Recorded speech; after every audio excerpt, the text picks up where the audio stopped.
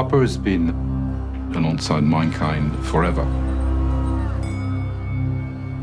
It is a special metal for one important reason. There is copper at every stage of man's evolution. El cobre tiene propiedades especiales como es bastante maleable, bastante dúctil. You can stretch it and it won't break. It's also a good thermal conductor. It heats up quickly and cools down quickly. Le cuivre fait partie intégrante de notre journalier. Il est utilisé dans beaucoup de domaines. Copper is a natural component of anything that has to do with electricity. En nuestras viviendas, en los artefactos, en nuestros smartphones, en nuestras computadoras, en nuestras tablets, tenemos presencia de cobre en todo lo que vemos. Y en adición, el cobre últimamente se usa como antibacterial. In the health industry, you will see it particularly in hospitals, on surfaces, on doorknobs. It's used in all statues and monuments. It's present in motors. Applications in the construction world. No existe un elemento, no existe otro material que pueda generar su reemplazo en los usos que tiene hoy.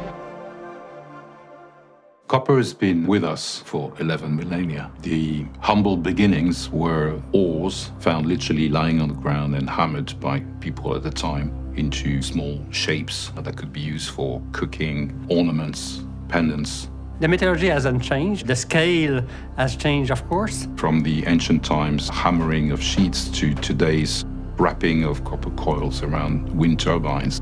There's no shortage of reinvention of uses for copper.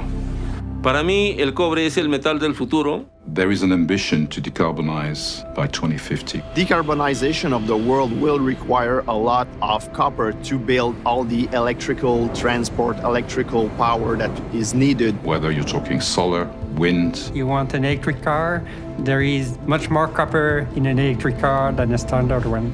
Today, the world consumes approximately 30 million tons of copper annually. If we're going to meet the requirements of the transition by 2050, we're talking about doubling that amount. In the world, we found copper in different continents, in different regions. Like, for instance, in Africa, we found copper in Zambia, in DRC Congo. It formed a copper belt. We also found copper in South America. Principalmente tenemos yacimientos en lo que es Perú. Tenemos harta presencia de cobre en lo que es Chile. Australia, China, Estados Unidos como principales fuentes de mineralización cuprífera, ¿no?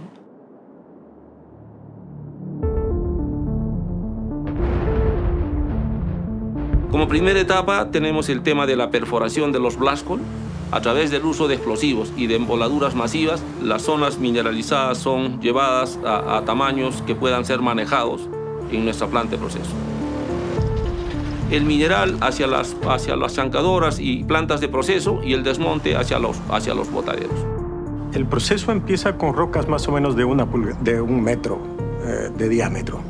Y la idea es poder reducirlos en una etapa primero de chancado primario a 5 o 6 pulgadas y después es transportado hacia la etapa de molienda. El molino pesa gruesamente 1.200 toneladas, o sea, es un molino enorme. Luego, este molino produce un tamaño de partícula que es como una arena de mar, que está listo para entrar a la etapa de flotación. Y en la etapa de flotación, con la ayuda de unos reactivos y con agua, nosotros separamos el cobre de las partículas que no lo son. Es como un pan de Pascua donde las pasas son el cobre y el resto es lo que no vale. There is 2 types of copper ore, oxide ore and the sulfide ore. The oxide ore goes directly into the leaching process. In leaching, acid is added to our ground ore in order to dissolve copper and dissolve it into a solution. The solution gets purified and then enriched, and then it goes to electrowinning, or we produce copper cathodes at 99.99% copper. In terms of copper sulfide, we'll melt the material first. While you are oxidizing the sulfur, it generates heat, and that heat will be used to melt the material that comes in. Pour produire le cuivre, on doit travailler à des hautes températures pour s'assurer de mettre en fusion la matière. Donc, ici à la fonderie, on va travailler, à titre d'exemple, au niveau du cuivre à 2200, 2250 degrés Fahrenheit. And from then we can oxidize the parts that are to be separated from the copper, and it's done in 4 furnaces. So it goes from 25 to 70 to 98% copper. When we finish the process of recovering the copper, we are producing copper anodes weighing about 300 kilograms each. They will be sent to the refinery. When the anodes arrive at the refinery, we have to prepare them to go in the electrolytes. We put the anodes between 2 stainless steel sheets. Current is going to pass through. The copper will dissolve into the electrolyte and go towards the cathode.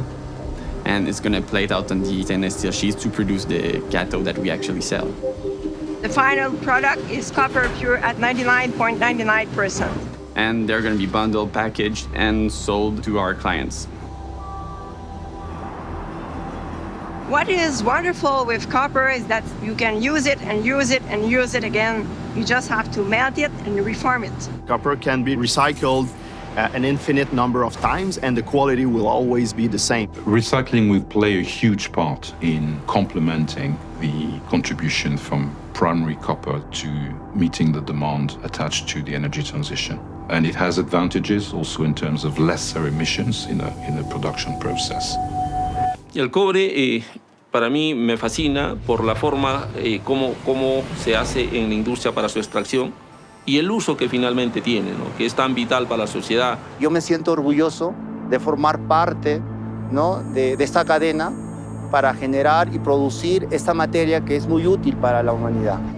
C'est une composante qui est super importante. Donc, le cuivre fait partie intégrante du futur. There will be no energy transition, no climate goals met without copper involved one way or the other. What matters really is finding the way to meet the demand sustainably, making sure mining is increasingly environmentally compliant, socially compliant, and that is what we will do our best to achieve.